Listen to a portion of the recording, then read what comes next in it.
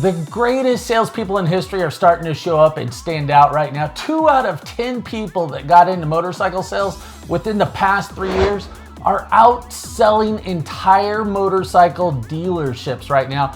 And in this video, I'm gonna show you how to get rich and destroy your competition. First is knowing why so many salespeople struggle to sell something that is so much fun. I mean, it's a motorcycle, a side-by-side, 4-wheeler, jet ski. People want to buy them. Nobody is forced to buy them. So what is it that causes people to email, call, and visit so many different dealerships before they take one home? Bad dealership and crappy salespeople. Right when things were getting pretty good, as a seller's market came along, some dealerships with lame owners and pitiful managers figured out that they could inflate prices, fees, surcharges, rates, and payment and make a ton of money. Not all of them did this, but then a lot of buyers that were new to power sports found out that they got shafted and decided to get out of this hobby as quickly as they got into it. Now, as a salesperson, you have to step up your game because you've been labeled more than ever. Customers don't trust you. But why? It's the salesman thing. If you're a salesperson, you come with a label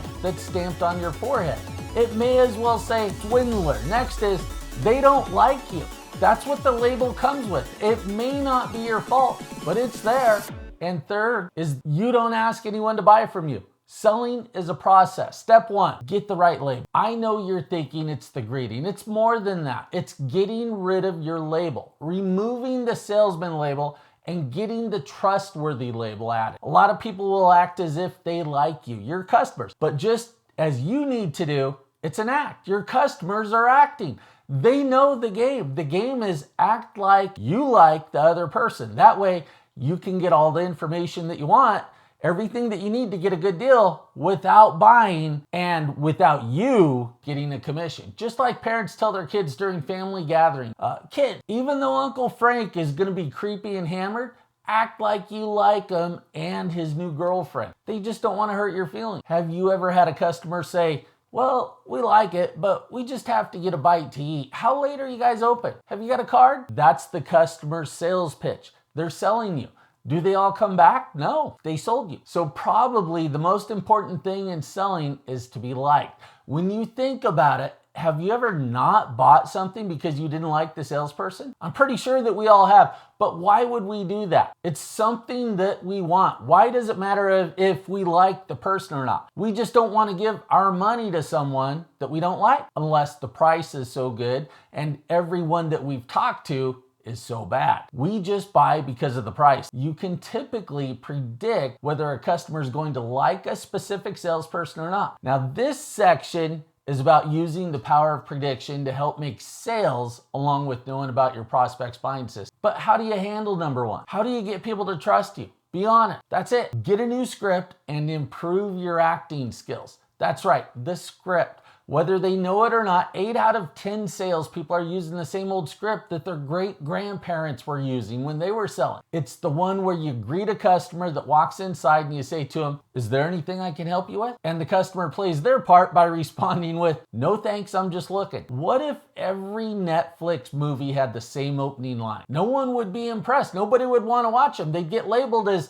the streaming service to go to for crappy movies, and everyone that works there would starve, right? So change your script to get rid of that label. And then your customers won't know what to say because their script no longer goes with yours. They don't know what to do. But what do you say? If you say, welcome to ABC Motorsports, what will the response be? It's gonna be positive. The person that you say it to is gonna say, thanks. And yes, it's gonna be awkward at first because now you're not like all the other average salespeople out there, but the additional money that comes with the extra sales makes it all okay. The reason for prediction is so we stay away from the things that prevent sales and we move towards making a sale and closing the deal. The ability to predict is having the ability to know what's going to happen next. Number 2, how do you get someone to like you? If you're doing number 1 right, number 2 just falls into your lap.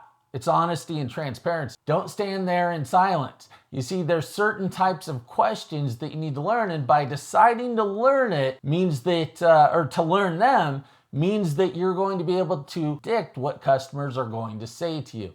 When it comes to the greeting, it shows how you can start the greeting off with a negative or a positive. A negative is by asking every customer if there's anything that you can help them, because you're going to hear a lot of people saying, "No thanks, I'm just looking." That's a negative, because we really don't want to hear that. Now, getting people to trust you requires asking some questions, listening and answering their questions truthfully. So don't confuse this with manipulation. Being able to predict what a customer is going to say or do, that's another thing. There are going to be certain types of questions that you need to learn to help you predict. You can't just stand there in silence and expect to know what a customer's thinking. We're able to use this prediction because buyers have a specific system.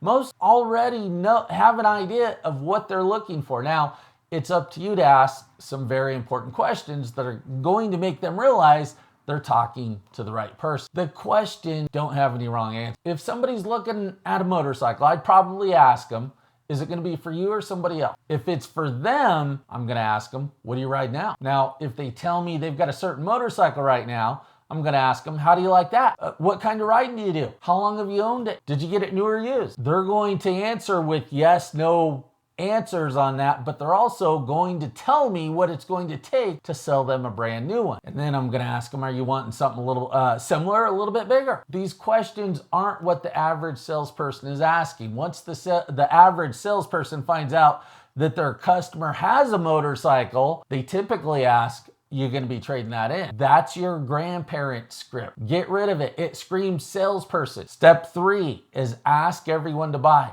The last thing keeping 8 out of 10 people from getting rich in this business, not asking every customer to buy. Most salespeople are hoping and praying they've got a buyer that'll just bend over and lay down on the showroom floor.